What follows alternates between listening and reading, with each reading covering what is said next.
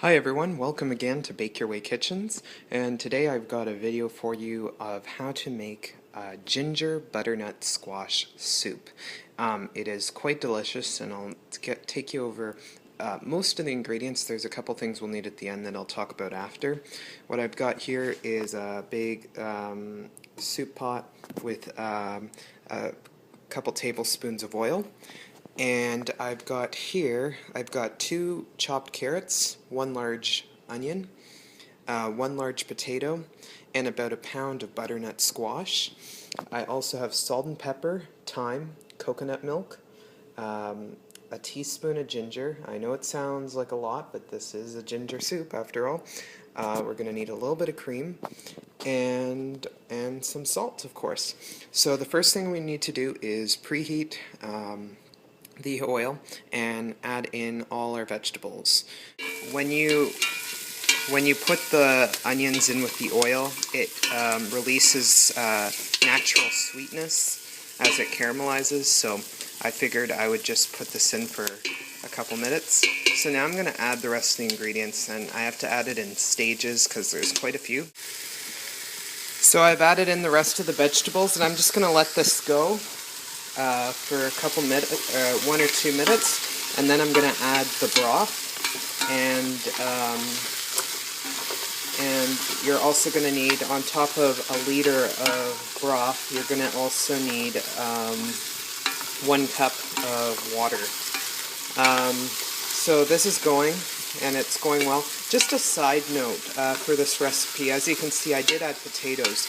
If you have a sweet potato on hand, I would use that over a regular potato because I just think the combination of sweet potato and butternut squash is incredible. So I would recommend that if you have that available on hand. Alright, so now I'm just going to go ahead and add the broth and water.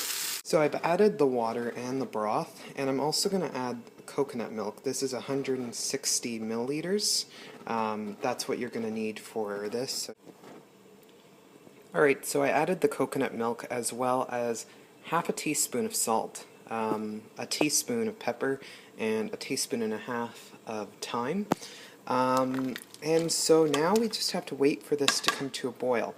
Now when it comes to a boil, there's an optional step. I usually add 1 Honeycrisp apple. And I know it sounds unusual to add to this, but it just adds a layer of sweetness to this soup that really complements the soup well.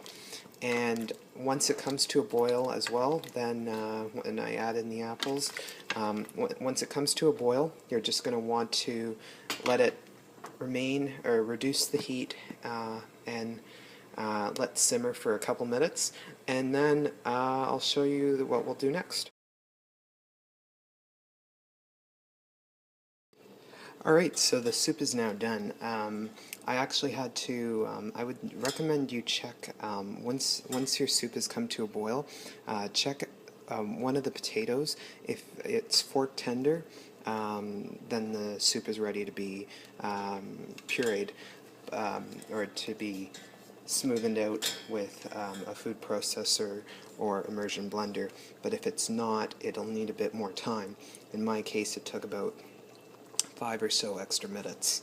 So now I'm going to use an immersion blender to smoothen all this out, and I'll show you the next step.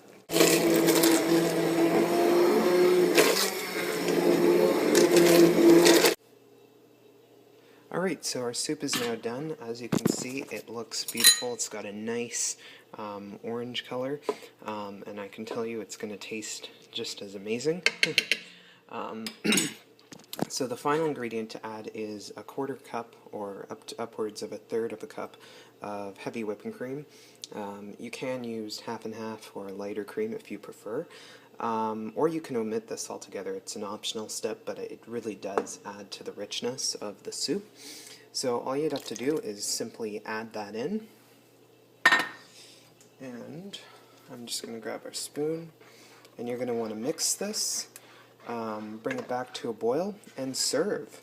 And the great thing about this soup is that it stores well in the fridge. You can heat it up for whenever you need it. You can even freeze it. So it's a great option to consider.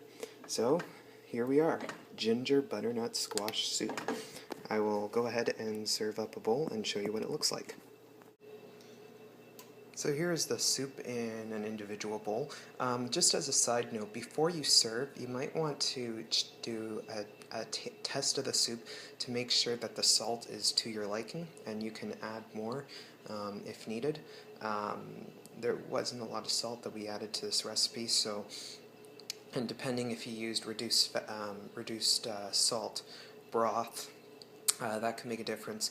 Regarding the broth, again, you can use any broth. I would recommend either chicken or veggie. Beef doesn't really go well with this, but I mean, you could give it a try. Anyways, so this is the soup. It's very delicious. It's got a nice butternut squash flavor. If you like butternut squash, you can't go wrong with this soup. And it's complemented with a nice ginger flavor. I just think the combination of those two just goes so well together.